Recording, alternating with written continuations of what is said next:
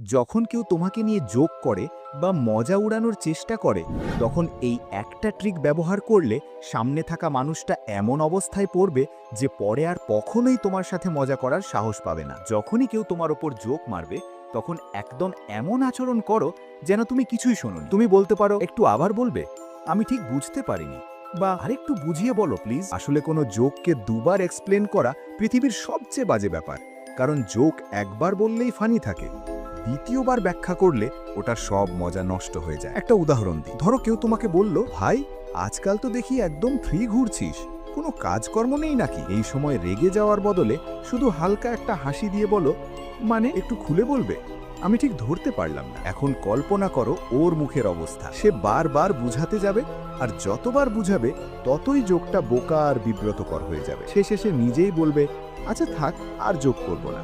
যদি সত্যিই তোমার জীবন বদলাতে চাও, আমি 2 মাসের একটা চ্যালেঞ্জ শুরু করেছি।